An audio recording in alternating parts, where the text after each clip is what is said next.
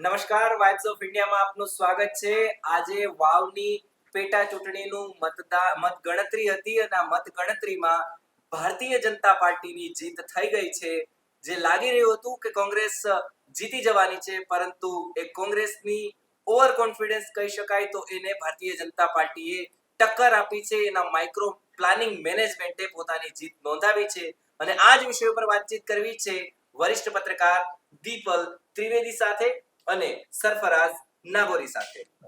Ma'am, સૌથી પહેલા એક પ્રશ્ન એ થાય કે આ હાર છે એ કોની છે? આ હાર કોંગ્રેસની છે કે ગેનીબેનની છે? આ હાર કોંગ્રેસની છે. આ હાર છે ગેનીબેન ઠાકોરની. આ હાર છે ગુલાબસિંહ રાજપૂતની. આ હાર છે શક્તિસિંહ ગોહિલ, જે ગુજરાત કોંગ્રેસના પ્રમુખ છે, તેમની. સરફરાઝભાઈ, આપનું શું કહેવું છે? આ હાર કોની છે? ગેનીબેનની છે કે કોંગ્રેસની છે? સમીરભાઈ, ખૂબ સારો પ્રશ્ન છે આપનો. અને જો મારો મત જો આપ જાણવા માંગતા હો તો હું સ્પષ્ટપણે કહીશ કે આ જે હાર છે એ ગેનીબેનની છે. આ હાર છે એ અહંકારની, કે જે અહંકાર એવો દાવો કરતો હતો કે આખો સમાજ મારી તરફ છે. હા, હાર એ અહંકારની થઈ છે. ગુલાબસિંહ રાજપૂત આખી ચૂંટણી ખૂબ જ પ્રભાવશાળી રીતે લડ્યા અને એમને મતદાતાઓએ ઘણો એવો સારો સહકાર પણ આપ્યો. એ આપણે એટલા માટે કહી શકીએ કારણ કે 23 રાઉન્ડમાંથી 21 રાઉન્ડ સુધી કોંગ્રેસના ગુલાબસિંહ રાજપૂત આગળ રહ્યા છે. ઇવન કે 14 રાઉન્ડ સુધી, એટલે કે ભાભર બેલ્ટ, કે જે ઠાકોર મતદાતાઓનું મતક્ષેત્ર ગણાય છે, ઠાકોર વોટ બેંક જ્યાં વધારે છે, એ ઠાકોર પ્રભુત્વ વાળા લગભગ 19 રાઉન્ડ નહોતા ખુલ્યા ત્યાં સુધી ગુલાબસિંહ રાજપૂત 14,000ની લીડ સાથે આગળ હતા અને સ્પષ્ટપણે એવું ગણાતું હતું કે ગુલાબસિંહ રાજપૂત એ જીતી જશે.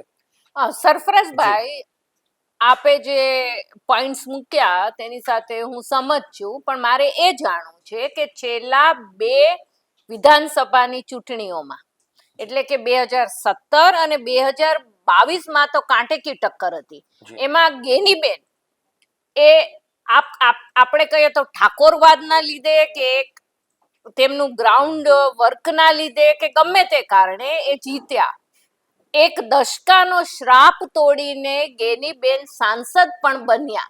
હજી તો આ વાતને 500 દિવસ પણ નથી થયા કે 6 મહિના પણ નથી થયા, અને અહંકાર કેવી રીતે આપ કહી શકો? અહંકાર એ સેન્સમાં છે કે જેના કહેવા પર ટિકિટ મળી હોય,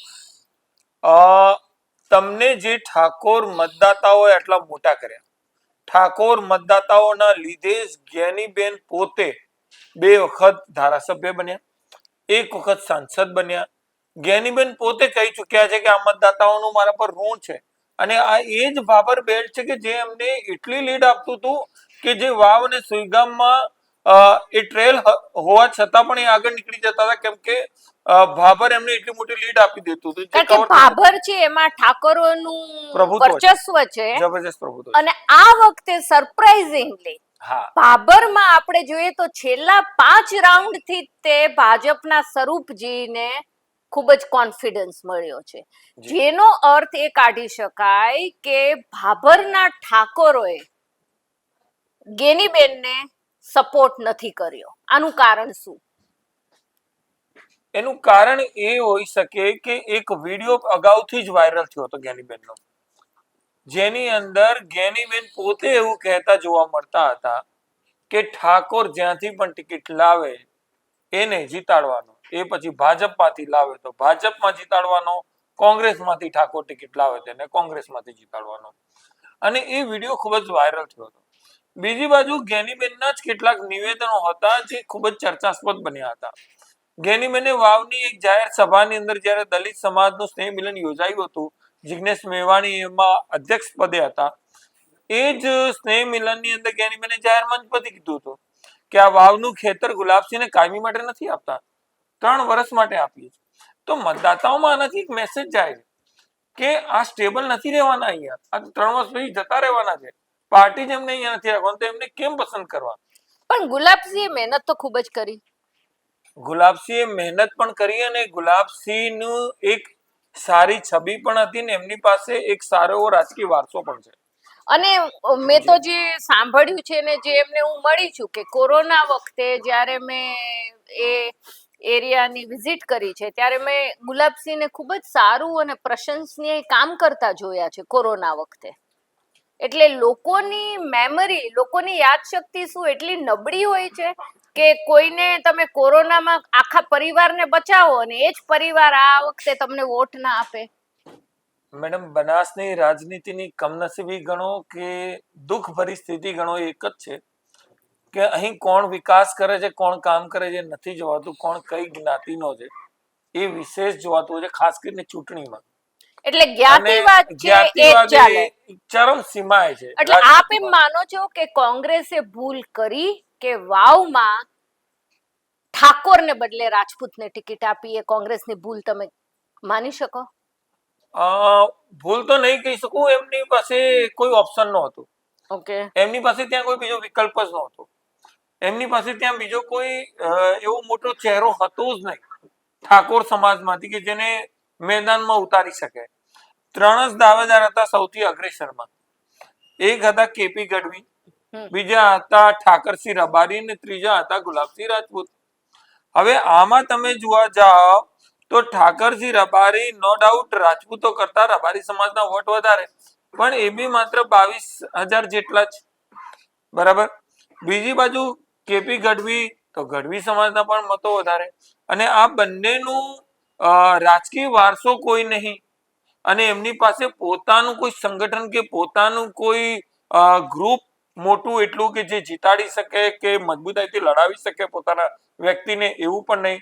એ બધું જો કોઈની પાસે હતું તો એ ગુલાબસિંહ રાજપૂત પાસે જ હતું. ગુલાબસિંહ રાજપૂતના દાદા એ 25 વર્ષ સુધી વાવમાં શાસન કરી ચુક્યા છે અને એમને ન માત્ર રાજપૂત, એમને તમામ સમાજમાં સારી એવી લોકચાહના મેળવી છે. હેમા દાદા વિશે તો એવું કહેવાય છે કે એ જ્યારે પણ વાવથી પોતાની ગાડી લઈને નીકળતા, રસ્તામાં કોઈ પણ મળે તો એને પહેલા એની ગાડીમાં બેસાડે, એના ખબર અંતર પૂછે ને એને જ્યાં જવું એને પહેલા ત્યાં મૂકે ને પછી એ પાલનપુર જાય. તો એક લોકો સાથે એમનો એક આત્મીયતાનો નાતો હતો અને એ જ વારસો ગુલાબસિંહ રાજપૂતે પણ પોતાના રીતિ ભાતીથી જાળવી રાખ્યો હતો. અને ગુલાબસિંહ રાજપૂતે આપણે કેવું પડશે કે ગુલાબસિંહ રાજપૂતે એક ખૂબ જ સાચા યોદ્ધા તરીકે ફાઇટ આપી છે. અને આપણે ઇતિહાસ જોઈએ તો જ્યારે પણ પેટા ચૂંટણી હોય, એ પછી સાબરમતીની હોય કે પછી રાજકોટની હોય, એ જે પાર્ટી પાવરમાં હોય એ જ જીતે છે. એટલે આમાં પેલા મેં કહ્યું કે ગુલાબસિંહની હું હાર માનું છું, પણ હું એવું માનું છું કે ગુલાબસિંહે ખૂબ જ સ્પિરિટેડ ફાઇટ આપી. આમાં જે મેઇન આપણે કહીએ કે લાભાર્થી કોણ, આ વાવ ઇલેક્શન રિઝલ્ટના 3 લાભાર્થી આપણે ગણાવવા હોય તો આપની દ્રષ્ટિએ કોણ? એની પહેલા હું આપને એક વાત કરીશ કે આ બનાસકાંઠાની જે રાજકીય જે ઇતિહાસ છે ને એ આ ચૂંટણીમાં ફરી અકબંધ રહ્યો છે. બનાસકાંઠામાં જ્યારે પણ લોકસભા બાદ જે વિધાનસભાનું બાય ઇલેક્શન આવે છે તેમાં હરીફ પક્ષનો વ્યક્તિ જીતે છે. તેમાં હરીફ પક્ષનો વ્યક્તિ જીતે છે. ઓકે. હા, અપોઝિટ પક્ષનો જ વ્યક્તિ જીતે છે. ઉદાહરણ તરીકે ખૂબ જ સાંભળવા જેવી વાત છે કે લોકસભા પછીની જે ચૂંટણી હોય, પેટા ચૂંટણીમાં હરીફ પક્ષનો જ વ્યક્તિ જીતે છે. આ ઇતિહાસ છે. હા, એટલે મેં જોયું છે ને ખાલી એકવાર 1995 માં અપક્ષ પરબત પટેલ જીતેલા, બાકી હંમેશા હરીફ પક્ષ જ જીતે છે. ને હું લોકસભા બાદની પેટા ચૂંટણીની વાત કરું છું તો એની અંદર આપ જુઓ તો 2009 ની અંદર દાંતાના જે ધારાસભ્ય હતા ગઢવી, મુકેશ ગઢવી, એ મુકેશ ગઢવી જ્યારે સાંસદ બન્યા તો દાંતાની સીટ ખાલી થઈ, તો એ દાંતાની સીટ પર બીજેપી બાય ઇલેક્શન જીતી ગયું અને 12 વર્ષનો દાંતાનો વનવાસ પૂરો થયો હતો. બરાબર. હા, અને ત્યાં ભાજપ જીત્યું. એના પછી તમે 2014 જુઓ. 2014 ની અંદર જ્યારે લીલાધરભાઈ ડીસાના ધારાસભ્ય હતા પણ લોકસભાની એમને પાટણથી ટિકિટ મળી તો એ પાટણથી સંસદ બની ગયા અને ડીસા બેઠક ખાલી થઈ. તે ડીસા બેઠક ખાલી થઈ તો ત્યાંથી બાય ઇલેક્શનની અંદર કોંગ્રેસના ગોવાભાઈ જીતી ગયા. ગોવાભાઈ એ- રબારી જે પછી ભાજપમાં જોડાઈ ગયા. જે હમણાં થોડા સમય પહેલા જે ભાજપમાં જોડાયા, બાકી એમને 40 વર્ષો સુધી કોંગ્રેસમાં રહ્યા અને અનેક વખત એમને કોંગ્રેસે ટિકિટ પણ આપી હતી. 2019માં જ્યારે પરબત કાકા થરાદના ધારાસભ્ય હતા, એમને લોકસભા લડાવવામાં આવી, ત્યારે થરાદ બેઠક એમના સાંસદ બનવાથી થરાદ બેઠક ખાલી થઈ, તો એ થરાદ બેઠક પર કોંગ્રેસના ગુલાબસિંહ ગુલાબસિંહ. રાજપૂત જીતી ગયા બાય ઇલેક્શનમાં. તો આ બનાસકાંઠાની રાજકીય પૃષ્ઠભૂમિ છે. હવે આમાં તમે લાભાર્થી ગણો તો હવે તમારો પ્રશ્ન, લાભાર્થી કોણ આમાં? હવે આમાં લાભાર્થી કરતા મને એવું લાગે છે કે કોનું કેરિયર પૂરું થશે એ એક ટેન્શન વાળો પ્રશ્ન છે. ઓકે. કેમ કે તમે જુઓ, આખી ચૂંટણીમાં સૌથી વધુ કોઈની શાક દાવ પર લાગી હોય તો બે વ્યક્તિને લાગેલી હતી. એક શંકરભાઈ ચૌધરી અને બીજે જ્ઞાનીબેન. હવે શંકરભાઈને જ્યારે લાગ્યું છેલ્લા 2 દિવસ પહેલા, મતદાનના 2 દિવસ પહેલા, કે આ વાવની બેઠક આપણા હાથમાંથી સરકે એમ છે, તો એમને અધ્યક્ષ પદની મર્યાદાઓને પણ સાઈડમાં મૂકીને જાહેરમાં પ્રચાર કરવાનું, જાહેરમાં રાજકીય આક્ષેપો કરવાનું સ્ટાર્ટ કરી દીધું અને ખૂબ જ અને જબરદસ્ત અહીંયા મહેનત મારે કરી. કેવું પડે કે આ ગેરબંધારણીય અતિ ગેરબંધારણીય અને અને આ તો ભાજપની સરકાર છે એટલે કોઈ એક્શન નથી લેવાતા. નહીં બાકી લેવાય. કોઈ પણ ભૂતકાળમાં આપણે એ ચૂંટણી અધ્યક્ષને કમિશનર ચલાવી જ ના લે. ચૂંટણી કમિશનરે અધ્યક્ષને ખૂબ જ ઘેર બેસાડી દીધા છે આ મુદ્દા બિલકુલ પર. બિલકુલ બિલકુલ પણ શંકરભાઈ ચૌધરી એ અધ્યક્ષ કરતા શંકરભાઈ ચૌધરી એ ખૂબ જ સ્ટ્રેટેજિક અને શ્રૂડ રાજકારણી છે. નિશ્ચિતપણે અને એના કારણે એમને જે છેલ્લા 2 દિવસ સુધી જે એમને જે મહેનત કરી અને જાહેરમાં એમને એવું કીધું હતું સભાની અંદર, ચૌધરી સમાજનું સ્નેહ મિલન બોલાવીને, કે માવજીભાઈને કોંગ્રેસે ઉભા રાખ્યા છે, કોંગ્રેસે પૈસા આપ્યા છે અને કોંગ્રેસના પૈસાથી ચૂંટણી લડે છે. એ 6 વખત ચૂંટણી લડ્યા છે, એક જ વખત જીત્યા છે 1990માં જનતા દળમાંથી. એના પછી જ્યારે પણ લડ્યા ત્યારે બીજાને હરાવવા માટે જ લડ્યા છે. એ કયો સમાજનું હિત ઈચ્છે છે? અને એમને જ્યારે માર્કેટ યાર્ડમાં જ્યારે હતા અને એમને જ્યારે કોઈને નોકરી આપવાનું થયું ત્યારે એમને જ્ઞાનીબેનના સગાવાળાઓને એમને નોકરી આપી હતી. આવા ગંભીર આક્ષેપો લગાવ્યા બાદ એ શાંત નહોતા બેઠા. એમને જ્યાં ચૌધરી મતોનું ધ્રુવીકરણ થાય એમ હતું ત્યાં એમને જબરજસ્ત મહેનત કરી અને એમની એ મહેનતના પરિણામે જે તળાવ જિલ્લા પંચાયત મતક્ષેત્ર કે જ્યાંથી માવજીભાઈ વધુ લીડ મેળવે એવી સંભાવના હતી ને ચૌધરી મતોનું વિશેષ ધ્રુવીકરણ થાય એવી સંભાવના હતી, ત્યાં મહેનત કરીને ડેમેજ કંટ્રોલ કર્યું અને ચૌધરી મતોનું ત્યાં ઓછું ધ્રુવીકરણ થયું, જેના કારણે અત્યારે ભાજપની જીત થઈ છે આટલી પાર્ટી સરસાઈથી. બીજી બાજુ જ્ઞાનીબેનની પ્રતિષ્ઠા પણ દાવ પર હતી. જ્ઞાનીબેન સાંસદ બન્યા તો જો જ્ઞાનીબેન આ ચૂંટણી જીતી જાય તો એ ભવિષ્યની અંદર 2027માં મુખ્યમંત્રીના દાવેદાર છે. એ સેજ વહેલું હતું. જે આખું જે જી. કેમ્પેન હતું એ ખૂબ જ વહેલું હતું. કારણ કે હા, એક હા. તમે ચૂંટણી જીતો અને તમે ઓફકોર્સ આપણે ગુજરાતમાં જી. એવા દાખલા જોયા છે કે ભાઈ કોઈ નગર પંચાયત કે તાલુકા જી. પંચાયતની ચૂંટણી પણ ના લડી હોય ને મુખ્યમંત્રી બની જ ગયા હોય, પણ એવું ભાગ્યે જ બને છે. એટલે ભાગ્યે જ ગેનીબેન બને છે. માટે ખૂબ જ અઘરી અને વસ્તુ મતદાતાઓએ હતી. સાબિત કરી આપ્યું ને, મતદાતાઓએ સાબિત કરી આપ્યું. એના પછીના પહેલી ચૂંટણીમાં જે ભાબર બેલ્ટમાંથી જ્ઞાનીબેન જીતતા હતા, જે ભાબર બેલ્ટ પર જેમને સૌથી વધુ અભિમાન હતું, એ જ ભાબર બેલ્ટના કારણે આજે કોંગ્રેસની હાર થઈ છે. આ આખા કોંગ્રેસની ભાબર હાર નથી, આ જ્ઞાનીબેનની હાર છે. આ આખા ભાબર બેલ્ટે ગેનીબેનનો સફાયો કરી નાખ્યો છે.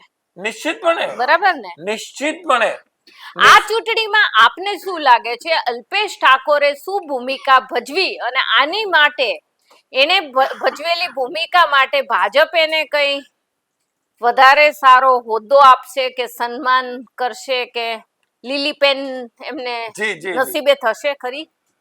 હવે એમાં એવું છે કે અલ્પેશભાઈ જ્યારથી રાજનીતિમાં આવ્યા છે એમનું બચારાનું એક જ સપનું છે, લીલીપેન થી સહી કરવી, મંત્રી બનવું. હવે આ સપના માટે એમને ઘણી બધી મહેનત પણ કરી છે અને ઘણા બધા પક્ષ પલટા પણ ઘણા કર્યા. બધા પક્ષ પલટા પણ કર્યા છે. જે ના કરવું જોઈએ એ પણ બચારાઓ કરવું પડ્યું છે, આક્રોશથી બોલવું પણ પડ્યું છે અને જાહેરમાં એવું કહેવું પણ પડ્યું છે કે હું જીતીશ તો લીલીપેન થી સહી કરીશ, વટ પડશે. પણ હજી સુધી મેળ પડ્યો નથી. પણ હવે ઠાકોર ઉમેદવાર જે જીતી ગયો છે ને એવું કહેવાય છે કે સ્વરૂપજીને ફરીથી ટિકિટ અપાવવામાં પણ એ અલ્પેશ ઠાકોર અને શંકરભાઈનો હાથ હતો, એમનું ચાલ્યું છે. અને નો ડાઉટ હવે જ્યારે સ્વરૂપજીની જીત થઈ છે તો નિશ્ચિતપણે ઠાકોર સમાજના આટલા મોટા નેતા છે, પાર્ટી એમના વિશે કંઈક તો વિચારશે ખરી. એટલે આ ચૂંટણીઓમાં આપણે જોઈએ તો આપણે જીત જો ગણવી હોય તો શંકરભાઈ ચૌધરી અને અલ્પેશ ઠાકોર, અને આમ જોવા જઈએ તો માવજીભાઈએ પણ ખૂબ જ સારી ફાઇટ આપી કહેવાય. કેણે એમ કહેવાય ને બાવાએ બેયનું બગાડ્યું. બિલકુલ બિલકુલ, બાવાએ બેનું બગાડ્યું, વત્તા માવજીભાઈએ ફરી સાબિત કરી આપ્યું છે કે એમને અંડર એસ્ટિમેટ કરવા એ કોઈ પણ પક્ષને પાલવે તેમ નથી. અને એમની ઉંમર 70 વર્ષની છે છતાં પણ તેમની એનર્જી અને તેમણે જે રીતે પ્રચાર કર્યો તે એક લોકશાહી માટે ખૂબ જ સારી વાત છે. ખૂબ જ સારી વાત છે. અને બીજું હું આપને એ પણ કહી દઉં કે ત્રણેયમાંથી જો સૌથી ઓછી કોઈએ સભા કરી હોય અને સૌથી ઓછું કોઈ ફર્યું હોય તો એ માવજી કાકા હતા. હા, માવજી કાકાએ લગભગ 12 થી 13 જ સભાઓ કરી છે. અને એમની સભાઓમાં જે ભીડ ઉમટતી હતી એ તો કોઈ મુખ્યમંત્રીની સભામાં ના ઉમટે, એટલી ભીડ હોતી હતી. એનું કારણ શું? એનું કારણ એ છે કે એ વ્યક્તિ ત્યાં ગ્રાઉન્ડ સાથે જોડાયેલો છે. દરેક કોઈ ગામ એવું નથી વાવ મત વિસ્તારનું, વાવ કે થરાદ મત વિસ્તારનું, કે જ્યાં 2 કે 5 વ્યક્તિઓને માવજીબા નામથી ન ઓળખતા હોય. આ સ્વરૂપજી કે ગુલાબસિંહ નહીં ઓળખતા હોય કોઈને, એક ગામમાં નામથી કોઈને, પણ આ માવજીબા અને પરબત કાકા જેવા બનાસકાંઠાના રાજકારણી છે વાવ થરાદના, કે જે દરેક ગામમાંથી મિનિમમ 5 વ્યક્તિઓને નામથી બોલાવી શકે. એટલે આપણે ગુજરાતમાં આ વખતે એક જ પેટા ચૂંટણી હતી જે બનાસકાંઠાના વાવમાં હતી અને ત્યાં ભાજપનો વિજય થયો છે. આ જે વિજય ભાજપનો થયો છે તે જે લીડથી થયો છે તે અત્યાર સુધીની સૌથી ઓછી લીડ છે, બરાબર? 1995 બાદ 1995 બાદ, હા, 1995 બાદ આ સૌથી ઓછી લીડથી ભાજપની જીત થઈ છે. પણ જીત એ જીત છે. જીત પછી 1 મતની હોય, 10 મતની હોય કે 10 લાખની હોય. એટલે ભાજપના સ્વરૂપજી ઠાકોરને વાઇબ્સ ઓફ ઇન્ડિયા તરફથી શુભેચ્છા. આપને આ વિડીયો કેવો લાગ્યો તે અમને જણાવજો અને આપની કમેન્ટ જરૂરથી મોકલજો. અને thank you for watching. Thank you. નમસ્તે.